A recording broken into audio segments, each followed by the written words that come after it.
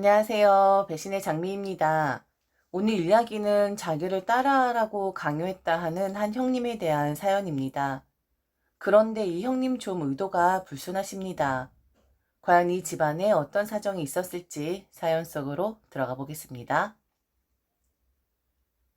평범하고 보통의 며느리이자 동서라는 위치를 가지고 있는 사람입니다.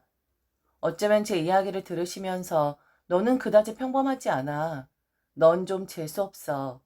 라고 말씀을 하실 수도 있지만 시대가 변한 만큼 요즘 보통의 젊은 사람들의 생각들이 저렇구나 라고 이해해 주셨으면 좋겠습니다. 저는 형님과 사이가 별로 좋지 못합니다.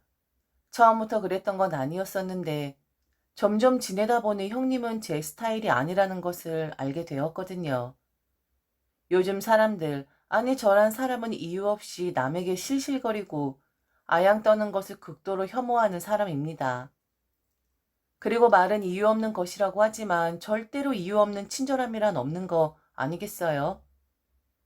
결혼을 하자마자 형님은 동서인 제가 당신이 시댁이 하는 것처럼 하기를 강요하셨습니다. 입버릇처럼 하는 말 중에 원래 이렇게 하는 거다. 며느리니까 응당해야 하는 거다. 아무리 시대가 변했다 하더라도 도리가 있는 거다. 그리고 요즘 젊은 사람들 너무 이기적이다. 이런 말들 말이죠. 동서, 아무리 그래도 며느린 며느리야. 그래, 요즘 젊은 사람들 귀에는 며느리니까 해야 한다는 저 말 들어오지도 않을 거야. 나도 모르는 바가 아니야. 그런데 동서, 좀 다르게 생각을 하면 되지 않을까? 시댁이라고 생각하지 말고 어른들에 대한 공경이라고 이렇게 생각을 해보자고. 동서가 막 되바라진 사람도 아니고, 그리고 기본적으로 인성에 결함 있는 것도 아니고, 동서 부모님을 바라보는 것처럼 우리 시부님들도 그렇게 보면 되는 거라고. 난 동서가 들어와서 너무 좋아. 그런데 요즘 어머니가 걱정이 많으셔. 동서가 곁을 주지 않고 겉도는 것 같다고 말이지. 어머니가 경험한 며느리는 나 같은 사람이었잖아. 내가 어머니하고 얼마나 친한지 알고 있지? 그런데 동서같이 무뚝뚝한 사람이 들어오니까 좀 적응이 안 되시나 봐. 어른 걱정시키는 거 아니야. 동서도 그쯤은 알잖아. 내가 좋게 좋게 말할 때 내 의견을 좀 따라주었으면 좋겠어. 알겠지, 동서? 제가 봤을 때 형님은 시댁의 딸랑이 종 같은 사람이었습니다. 시부님 공경하는 거, 시부님 존경하는 거, 정도를 넘어도 넘어선 제 눈엔 속이 뻔히 보이는 아부로만 보였었거든요. 마치 이런 느낌이었죠. 시부님 어디 행차하신다고 하면 그 앞에 레드카펫을 까는 그런 과한 행동, 시부님 돌불에 걸려 넘어질까봐 너무 걱정이 돼서 그 앞에 있는 작은 자갈조차 허락하지 않는 과장된 행동을 하는 사람? 너무 과해도 너무 과합니다. 유치하다 못해 웃음이 다 날 지경으로 말이죠. 그런데 형님이 왜 저렇게 유치한 행동을 하시냐? 네, 맞습니다. 시댁에 좀 물려받을 재산들이 있습니다. 그리고 며느리들 생일엔 크게 용돈도 챙겨주시는 그런 통 큰 분들이라고 하긴 했습니다. 좋은 분들이죠. 재산 있어서 자식들에게 물려줄 거 있어. 그리고 현금 운용도 뛰어나서 며느리들 생일에 돈까지 줘. 넙죽넙죽 엎드려서 나 죽었어라고 할 만한 분들이긴 합니다. 저는 빼고 우리 형님한테만 말이죠. 형님이 제게 전화를 해서 저리 말씀을 하신 이유는 한 가지입니다. 아랫사람이 들어왔는데 형님처럼 레드카펫을 깔지도 않고 돌뿌리도 치우지 않는 그런 며느리이니 시모님 눈에 좋아 보였겠어요. 형님에게 저의 교육을 부탁을 하셨던 것이었죠. 그동안 최고의 며느리, 시모님의 신복 같은 존재로 사랑받고 잘 살아온 형님에게 무뚝뚝한 동서라는 저 같은 복병이 생기게 된 것이었습니다. 저라는 사람을 얼른 교육을 시켜서 교화시키고 싶었을 거예요. 그래서 매일같이 제게 강요를 하시고 전화를 하시고 대화를 하셨던 것이었죠. 그런데 저는 싫었습니다. 그렇게 티나게 시댁에게 아부하는 삶을 살고 싶진 않았거든요. 형님, 형님이 저의 행동을 걱정하시는 거예요? 아니면 어머님, 아버님이 걱정하시는 거예요? 만일 저한테 하실 말씀이 있으면 걱정이 되는 그분이 제게 직접 말씀하셨으면 좋겠어요. 그렇게 빙빙 돌려서 말씀하지 마시고요. 그리고 형님, 전 형님처럼 못해요. 저한테 애시당초 바라지도 마시고 이제 그만 얘기했으면 좋겠는데. 전 시댁하고 어느 정도 거리를 두고 사는 게 좋다라고 생각하는 사람이거든요. 주는 것도 없고 받는 것도 없고 그 관계가 가장 심플하고 클린하다고 믿는 사람이라서. 형님의 이런 과한 강요 저 너무 불편해요. 형님 말처럼 저 요즘 사람이잖아요. 요즘 사람들 그런 말 귀등에도 안 들어오고, 그리고 그런 말 하면 그 상대방을 꼰대라고 소리 들어요. 그러니까 그만 말했으면 좋겠어요. 형님이 그동안 제게 바랐던 것을 열거해 보자면 정말 요즘 사람들이 아니라 옛날 사람들도 정말 싫어할 것들이긴 했습니다. 그런데 문제는 자기는 그렇게 하고 있으니까 저도 그렇게 하는 게 당연하다라고 생각을 했었던 것이었죠. 이건 형님뿐만이 아니라 시부모님도 마찬가지였었고요. 한마디로 시부모님은 형님에게 익숙해지신 분들이라 모든 며느리들은 그렇게 해야 한다라고 생각을 하시는 것 같더라고요. 한 달에 한 번씩은 무조건 시댁 방문하기. 그리고 그날은 꼭 시댁에서 하룻밤 잘 것이었습니다. 그리고 정말 이해 안 되는 거. 집 비번을 시부모님에게 알려줘야 한다는 것이었어요. 막 찾아오거나 하는 분들은 아닌데 성의에 문제라나요? 집 비번을 알려준다는 것은 언제 찾아오셔도 무방합니다. 저희들은 시부모님을 환영합니다. 라는 그런 무언의 뜻이 담겨져 있는 것이니 비번을 알려줌으로써 그 마음을 표현해야 하는 거라 했습니다. 이 무슨 개소리일까요? 그리고 전화 문제. 이건 해도 그만 안 해도 그만이라고 했는데 가족 단체 톡이 있습니다. 사실 이 가족 톡이 제일 귀기하긴 했었는데 거기에 꼭 15줄 이상씩의 아침 문안 인사글을 남기라고 했습니다. 꼭 15줄 이상으로 길게 써야 하고 절대 짧게 쓰면 안 되고 미사억으로 많이 넣어서 글이 정성을 보여야 한다고 했었죠. 그 가족톡에 초대되었을 때 형님 이야기 듣고 저 바로 나왔습니다. 이후 다시 초대를 했지만 형님에게 얘기를 했고요. 저는 15줄 이상씩 매일매일 가족톡에 정성 들일 글 쓸 자신도 없고 그리고 그렇게 많이 길게 쓸 정도로 할 말도 없다고 말이죠. 형님은 이후 제게 당신이 쓴 예시글을 보내줬었고 이런 식으로 쓰면 된다고 했었는데 정말 가관 그 자체였어요. 시모님이 교주이고 그 교주를 따르는 신도 같은 그런 글귀였었거든요. 일반적으로 가족톡에서는 절대 나올 수 없는 그런 글들이었고 안부 이사 글이었습니다. 형님의 길고 긴 글 뒤에는 과제 검사를 하듯 시모님 나란히 좋은 하루 되어라 라는 말이 이어졌었고요. 가뜩이나 시도 때도 없이 울려대는 가족톡으로 인해서 카톡 자체를 탈퇴하고 몰래 다시 만드는 며느리들이 있다는 말을 들었었는데 저건 사실 좀 너무 과한 거 아닌가요? 정말 강요였습니다. 형님 말처럼 저 그렇게 되바라진 사람 아닙니다. 물론 선택적으로 싸가지 없게 행동하는 부분도 있고 이기적인 부분이 있지만 무턱대고 시댁 식구들이라고 해서 거리 두려는 사람 절대 아니었습니다. 그런데 저런 식인데 제가 어떻게 따라줄 수가 있겠어요? 그리고 마지막으로 정점을 찍은 것이 있었으니 이 말을 입에 달고 살아야 한다고 했어요. 그 말이 뭐냐면 바로 며느리들이 그렇게 싫어하는 상상도 하기 싫은 그런 말이었었습니다. 동서야, 어머님, 아버님 정말 좋은 분들이야. 그리고 정말 쉬운 분들이다. 조금만 기분 좋은 말을 해드리면 어린아이처럼 해맑게 웃으시는 그런 분들이시지. 그 기분 좋은 말이 뭐냐면 그런데 이런 말 했다고 절대로 그렇게 되는 건 아니니까 미리 겁먹지 말고 어머님 아버님 뵈면 동서도 이 말을 입에 달고 살도록 해야 해. 그게 뭐냐면 언제쯤 같이 사실 생각이냐고. 그리고 우리 둘이 어머님 아버님을 서로 모시고 싶어서 매일 만다툼을 하고 있고 그렇게 살짝 앙탈을 좀 부려드리자고.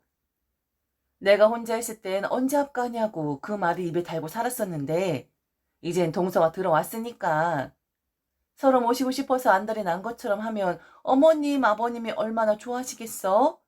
말 한마디로 천냥빚을 갚는 법이라고 하잖아. 그 말 좀 해드리면 그렇게 좋아하실 수가 없어. 근데 정말 걱정 엄마. 어머님 아버님은 우리와 함께 사실 생각이 없으신 분들이거든. 그냥 그렇게 말만 하면 좋아를 하시니까 기분 좀 맞춰 드리자고. 나도 어머님, 아버님 너무 좋아하지만 사실 모시고 사는 데엔 자신 없긴 하거든. 그리고 어머님 눈치가 몇 단인데 며느리들이 저리 말해도 모시고 산다는 게 쉬운 일이 아니라는 거 잘 알고 계셔. 저것들이 기분 좋으라고 저리 말하는구나 라고 기특해만 하시는 거지. 우리 어머니 좀 깨어있는 사람이야. 정말 이해할 수 없는 형님이었습니다. 왜 저렇게까지 시부님한테 충성을 다하려고 하는 것일까요? 혹시 남편이 제게 이야기 안 한 어마어마한 재산이 어디 있나? 아니면 무슨 재벌가와 연관이라도 되어 있나? 정말 궁금하더라고요. 왜 저렇게까지 아부를 해야 하는 건지. 무슨 신흥 종교처럼 왜 저를 시부님을 교주로 삼고 형님은 충성스러운 신도처럼 행동을 하는 건지. 그리고 자기만 하면 될 것을 왜 자꾸 나한테까지 딸랑이 노릇을 시키려고 드는 건지 정말 이해가 되질 않았습니다.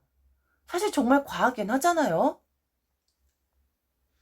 형님, 도대체 왜 그렇게까지 해야 하는 거예요? 아무래도 형님 행동은 정말 과해 보이거든요. 도대체 뭐가 있길래 그렇게까지 시댁에 아부를 떠는 거예요? 그리고 만일 어머니가 마음 바뀌어서 정말 같이 살자고 하면 어쩌려고 그런 말을 입에 달고 살라는 거죠? 형님, 좀 이상한 거 모르시겠죠? 과유불급이라고 했어요. 지금 형님이 시댁에 하는 거 절대 정상적이지 않아요.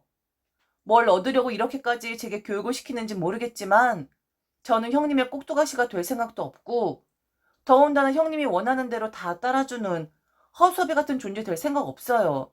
그러니까 이제 그만 좀 하세요. 도대체 제가 얼마나 거절을 해야지만 그만하시겠어요? 딱 저렇게까지 형님과 저 사이에서만 끝이 났으면 정말 좋았을 텐데 저는 시어머니의 전화를 받아야만 했습니다. 아마 그 어리고 대바라진 것이 제 말은 들어먹질 않아요. 어머니가 나서서 그 대바라진 것 혼쭐을 한번 내셔야 할 것 같아요. 그래야 고분고분해지지. 이거 초장에 잡지 않으면 어머니 둘째 며느리는 물 건너갈 것 같습니다. 라고 분명히 형님이 얘기를 했을 겁니다. 그러고도 남을 분들이었고 그러고도 남을 만한 그런 사이긴 했거든요. 형님이 시어머니에게 낯간지러운 안부를 떨어댈 때 누가 봐도 저건 속보이는 짓이다. 누가 봐도 저건 연기하고 있는 거다. 다들 알아챘 때 저희 시부모님, 특히 시어머니는 좋아 죽으려고 했었습니다. 형님이 시어머니를 그렇게 만든 건지 아니면 시어머니가 형님을 그런 사람으로 만든 건지 모르겠는데 아무튼 그 둘은 서로 쿵짝이 잘 맞는 사람이긴 했었습니다. 두 아들들도 혀를 찾는데도 말이죠. 시어머니는 형님에게 전해 들었다고 했고 형님의 진심을 곡해해도 너무 곡해하는 것 같아서 당신이 직접 나서 그 오해를 풀어야겠다 생각을 하셨답니다. 그래서 제게 전화를 했다고 했어요. 한 시간 동안 시어머니 일장 연설을 했고 형님과 비슷한 맥락으로 이야기를 하긴 했습니다. 지금 우리가 하고 있는 건 가족 간의 정을 쌓기 위함이다. 그리고 집안의 여자들이 친하고 돈독해야지만 남자들이 편한 법이다. 내가 두 며느리에게 시집살이나 시키고 못돼 먹은 시어머니 노릇이나 하려고 든다면 그건 결국엔 우리 아들들이 피해를 본다는 것을 잘 알기에 나는 두 며느리들하고 친하게 지내고 싶다. 그 친해지는 과정에서 우선 첫째 며느리와 내가 정을 쌓은 방법이 있었으니 둘째 며느리 너도 그 방법에 동참을 했으면 하고 우리 여자들끼리 똘똘 뭉쳐서 집안의 평화와 화합을 이루었으면 좋겠다. 아무튼 뭐 이런 맥락에 형님과 굉장히 비슷한 이야기를 했는데 너무 시시콜콜한 이야기라서 제가 깜빡하고 잠에 들었었나 봅니다. 저도 모르게 컥 하고 코를 곤 거예요. 사실 제가 그 전날 무리해서 일을 좀 했었는데 그리고 시어머니가 전화한 날 너무 새벽까지 전화를 해서 한 2시간 정도 잤었나? 아무튼 눈도 괴슴치레하게 그렇게 반쯤 정신이 나간 상태로 전화를 받았었던 거였거든요. 그런데 시어머니가 너무 하품만 나오는 말만 하니까 그리고 졸려온 말만 하니까 저도 모르게 깜빡하고 잠에 들었었나 보더라고요. 일부러 그런 거 절대 아니고 정말 그 전날 밤 잠을 못 자서 너무 피곤해서 그런 것뿐이었습니다. 시어머니에게 죄송한 마음 들었지만 절대로 일부러 그런 거 아니에요. 저도 모르게 자연스럽게 나온 생리현상일 뿐이었습니다. 제가 컥 했을 때 저도 놀랐었어요. 잠시 순간 확 하고 깨어버리더라고요. 시어머니는 어이가 없었는지 정말 어이가 없는 게 당연하긴 하겠죠. 기껏 줄일이 좋은 말로만 마치 성경 말씀하듯 평화, 화합 막 이런 단계까지 갔었는데 시어머니 말 더 길어지다가 하마터면 세계 평화까지 나올 기세이긴 했었거든요. 너 지금 졸았니? 너 지금 코 곤 거 맞니? 내가 잘못 들은 거 아니지? 내가 정확하게 들은 거 맞지? 어머, 어머, 어머. 세상에나. 지금 그게 훈계를 받는 며느리의 태도야? 어떻게 시어머니 앞에서 코를 골 수가 있어? 너 정말 너무 탕돌한 아이구나. 너 내가 지금 우스워 보이니? 코 곤 거 잘못 맞아요. 그런데 정말 저도 모르게 골아버린 거라니까요. 일부러 시어머니 놀리려고 그리고 방귀를 들려고 코 곤 거 아닙니다. 저도 진짜 깜짝 놀랐었거든요. 시어머니는 제가 코를 골기 전후로 나뉘어서 갑자기 목소리 톤 자체부터 변했습니다. 그리고 그런 태도로 어디 결혼을 한 거냐고. 혹시 형님에게도 이런 태도를 보인 거냐고. 하긴 시어머니 전화 통화에도 이렇게 대바라지게 행동을 하고 무례하게 하는데 형님에겐 어떻겠냐고 소나기처럼 막 퍼부어대는 겁니다. 근데 그거 아세요? 정말 피곤하면 뇌를 거치지 않고 필터링이 전혀 안 된 말이 튀어나온다는 것을요. 저 그때 정말 너무 피곤했었거든요. 머리도 띵하고 눈도 침침하고 그냥 좀 자고 싶다. 이젠 자야 한다. 더 이상 버티기 힘들다. 나는 지금 뭘 하고 있는 건가? 라고 점점 안드로 메다로 여행을 떠날 말랑한 찰나였었거든요. 시어머니가 날 속에 저를 몰아붙였었는데 코 골자마자 바로 죄송하다고 하긴 했었었는데 어제 잠을 못 자서 지금 너무 피곤한 상태였었다고 실수였었다고 정말 죄송하다고 계속 말씀을 드렸거든요. 그런데도 말이 끝나질 않는 거예요. 시어머니 말이 전화기를 뚫고 나올 기세였었습니다. 순간 저도 모르게 너무 피곤하니까 그리고 너무 정신이 없으니까 짜증을 냈는데 그게 그만 육성으로 튀어나와 버린 거였습니다. 사고를 치긴 친 건데 뭐 사람 살면서 실수 안 하고 사는 사람 있습니까? 그냥 전 무덤덤했어요. 어쩌면 잠이 너무 필요해서 이게 지금 실수인가 아닌가라는 정확한 판단을 제 뇌에서 못했었던 것 같기도 합니다. 아, 시끄러. 좀 조용히 말씀하시면 안 될까요? 조용히 얘기해도 다 들리는데. 왜 그렇게 소리를 질러가면서 말을 하세요? 시끄럽게. 저 말에 시어머니 당연히 더 난리쳤죠.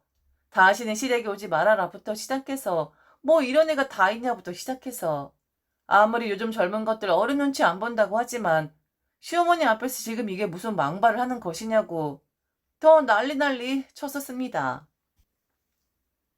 이제부터 너 내 며느리 아니다. 그래, 네가 이렇게 막 나가는 애였구나. 그래서 그동안 첫째가 하자는 건 죄다 안 하겠다고 거절하고 청개구리처럼 굴었던 거였구나. 나나 첫째는 그래도 너를 옳은 길로, 바른 길로, 좋은 며느리로 교화를 좀 시켜보려고 했던 거였는데 네가 이렇게 그 배려와 도움의 손길을 걷어차는구나. 그럼 나도 어쩔 수 없는 거 아니겠어? 이렇게 막말하는 며느리 나도 이뻐하고 생각해줄 마음 없으니까 넌 너대로 알아서 살도록 해라. 너는 포기다. 너는 가능성이 전혀 없어. 우리 집에 좋은 며느리로 될 가능성이 전혀 없다고. 첫째 같은 며느리가 될 수 없는 그런 노란 싹이라고. 거 한번 코 골고 말실수 한번 했다고 포기를 한다는 둥, 가능성이 없다는 둥, 노란 싹이라는 둥. 이런 말을 하는데 정신이 없는 상태였지만 화가 나더라고요. 그래서 저도 이왕 이렇게 된 거 질렀습니다.